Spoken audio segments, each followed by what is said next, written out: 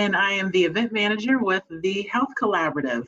The Health Collaborative is a nonprofit, multi-stakeholder organization based in Cincinnati, Ohio. We are the hub for healthcare in the region. Collectively, we work together to help serve the community. We lead data-driven improvements that result in healthier people, better care, and lower costs. Our services include a robust set of improvement-oriented benefits to our memberships, including our 30 hospitals and healthcare systems, 150 long-term care facilities, and 100 select business partners. And today I have the pleasure of meeting Rachele Wolf with HORAN Securities. Rachele, she's the VP of Retirement Plan Consulting, and I'm so excited to talk to you, Rachele. I have been looking at, my finances these last few weeks. Everyone's kind of, thinking, oh my goodness, what's going to happen with my money, my stock options, my retirement plans. During this pandemic, folks have just been trying to keep everything in balance and sort things out, and finances and health are really top of mind, for many people.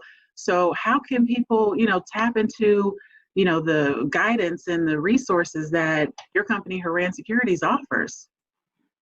Well, Ameenah, thank you for having us. It's a pleasure to be doing this with you, as with being a partner with the Health Collaborative in many ways. So we appreciate you thinking of us for this series.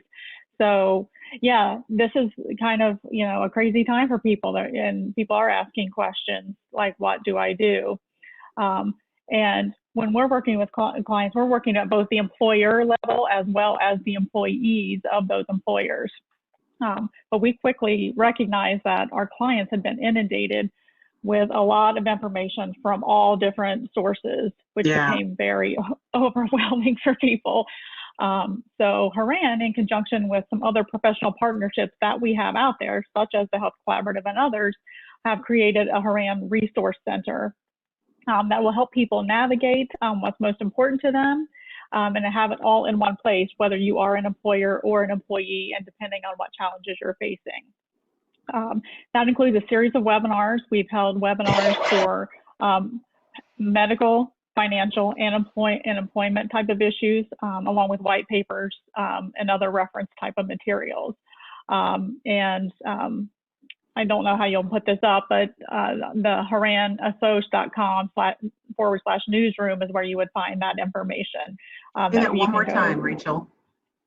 It's HORANASSOC.com/newsroom, and it's HORAN in the News COVID-19 updates. Okay. So whether you're an employer or employee, you could take advantage of that as a resource. And all the webinars that we've held, they're live when we're holding them, but they've all been recorded so people can go back and reference them if they were not able to attend one. So. Okay. So I was talking to a coworker. I'm sorry, I didn't mean to cut you off. No, I was just going to say, beyond that, I think that a lot of folks have heard about all of the financial stimulus or some of the packages that the federal government are putting together, and they're trying to figure out which is really best for them.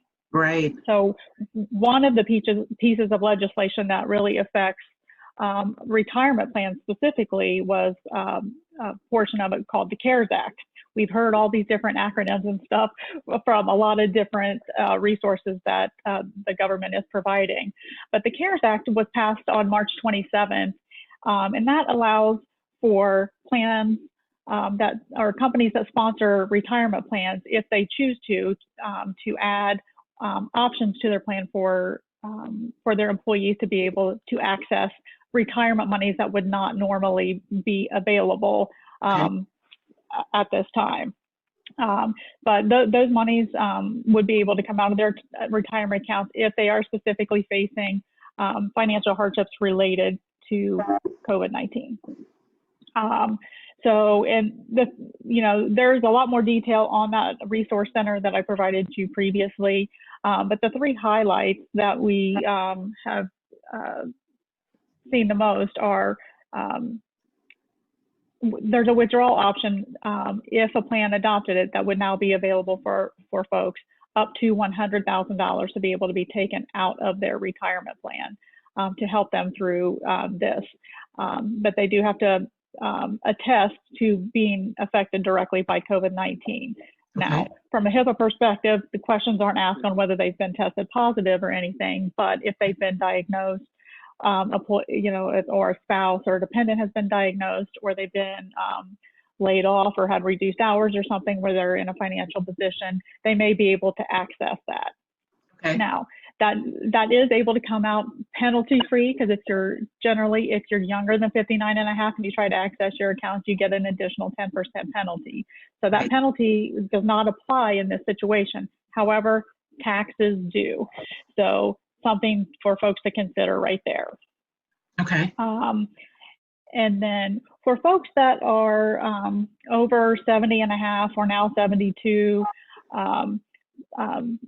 folks are required to take out minimum distributions from their retirement accounts every year once they stop working. That requirement is waived for the year of 2020. So there are no longer required minimum distributions for folks that take it out if they don't want to. Okay. And there's also been some changes to availability of loans, or if a person does have a loan outstanding within their retirement plan, that their repayment period would be extended until 2021. So there's a lot more, obviously, that goes into it, a lot of details, but those are the high level pieces. So what I would say is, just check with your plan administrator, because record keeper partners as well as plan sponsors are approaching it all differently. I've had some clients that adopted all three of those provisions, some that didn't adopt any, and some just one or the other. So you want to check with your plan administrator on which one may be available for you. But also just be cautious, because if you do make some withdrawals or you take loans, there could be tax consequences. So those are things that sometimes when we have an immediate need, we're not necessarily thinking ahead on, but then we find ourselves in another financial spot when we're filing our taxes next year. So we just want to be cautious with that. Okay, very good. Well, you touched on a lot of good points. And, one of the things that you mentioned regarding the stimulus, so some folks are considering taking that stimulus money who may not have been affected by COVID-19 with furloughs or layoffs. So, maybe they're thinking taking that money, which they could use to put into a portfolio and invest in, a portfolio. So what type of management tools does HORAN provide those that are interested, first time, maybe just looking into this whole investment process and looking at retirement? What can they do to get that started with you? Yeah, so what might be the best solution for one might not be for everyone. But some considerations I would say to start with is, number one, a lot of these stimulus packages are being given to us for, to make sure that our current immediate expenses are being met. So we want to make sure that our mortgage is paid, our groceries are on the table, and that type of thing. So I would say start there by making sure that all of your immediate expenses have been met. And if you have a little bit left over, set aside an emergency fund. That's one thing that we find that a lot of us don't have enough of. We hear that you're supposed to have, about 3 to 6 months of household expenses, just in as easily accessible as possible, not at risk, just in a plain savings account. Right. That way, if we get into a financial position, that we have that backup. Right. So that's where I would say that generally that's where you would start. And then if you have any outstanding debt, credit cards, or other types of expenses, if you already have your emergency savings set aside, maybe you can take this opportunity to pay some of that down. Right. A credit card or something like that. That will definitely alleviate a financial concern right there. Yeah. But once you feel comfortable with those few things, I would say consider investing in some tax beneficial accounts. Many employers offer health savings accounts, which the money goes in tax-free and it comes out tax-free as long as it's used for medical expenses, and it grows tax-free. So that's, a great tax beneficial account. Employer-sponsored retirement plans, Roth IRAs.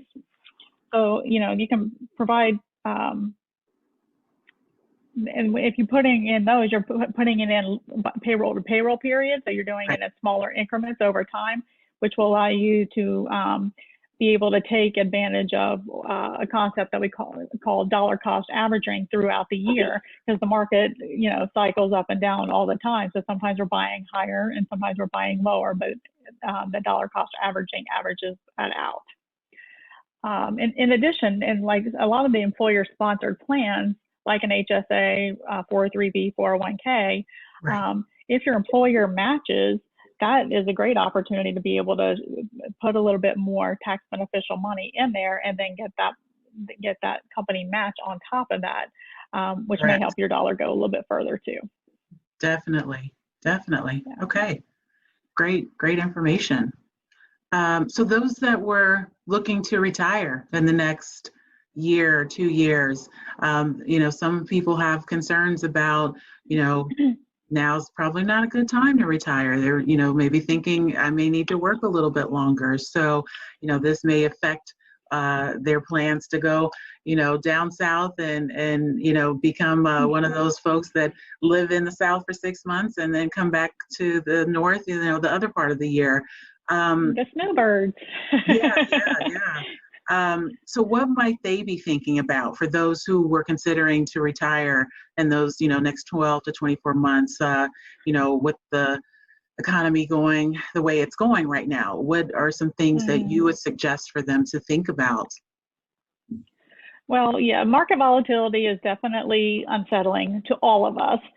Right now, none of us are immune to what's going on, no matter, what kind of investor you are, whether you're novice or professional, you're getting affected by these markets. But they're part of a normal economic cycle. So our recommendation is always to have an investment plan for a long term that you can stick with, and based on whatever your goals are, your risk tolerance and your time horizon. Because, you can have two 40-year-olds that, one may be a very aggressive investor and one may be a very conservative investor, and there might be some that are in between. So we got to take each individual's situation into account. But generally, we're looking at a long-term event. So the earlier we start saving, the better, because then we can do it over a long term, and we can make an investment allocation that is appropriate for you, kind of where you are with your goals and your risk tolerance and your time horizon. And if you have a plan, that kind of helps take away some of that emotion that we have when we see these market downturns. Because usually when the market is going up, you don't see people worrying about too much. It's only when it goes down that we worry. So when you see it go down, we all start worrying about, am I going to have enough? Is it going to come back? Those types of questions. But when we're not allocated appropriately from the start, emotion can get in the way of a successful long-term plan.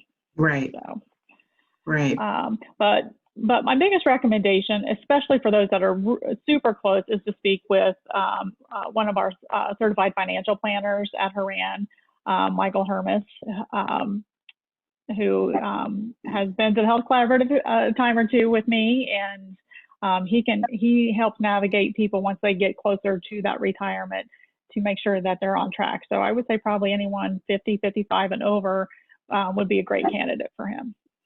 Okay, very good.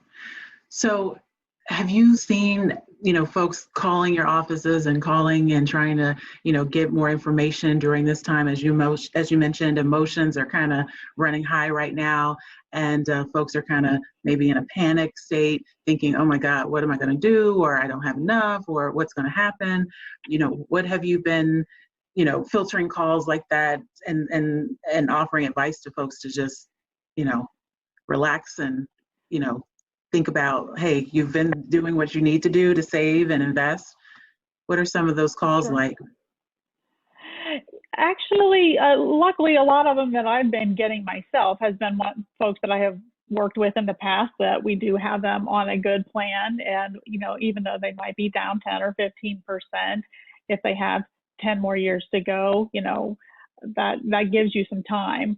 Those that are closer, maybe it's a little bit more challenging, but if we have a balanced portfolio, that helps us reduce the impact of these ups and downs in the market, because this isn't the only one we're going to see. Now, this one is a little bit different than the historical ones because it's, not necessarily economic related. It's, because the economy seemed pretty strong prior to this event, but this really derailed us a bit. Yeah, yeah.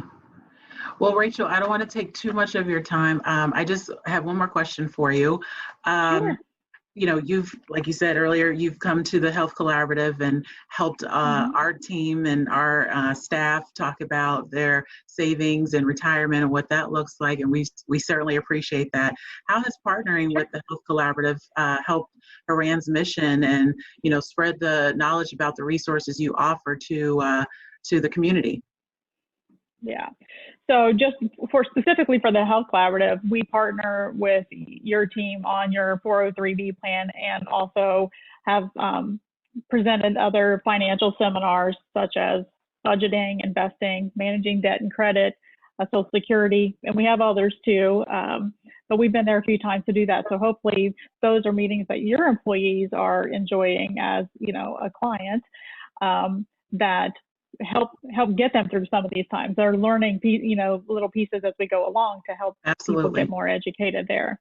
But the Health Collaborative is a great community partner because their involvement in healthcare, in just the local and even national community perspective.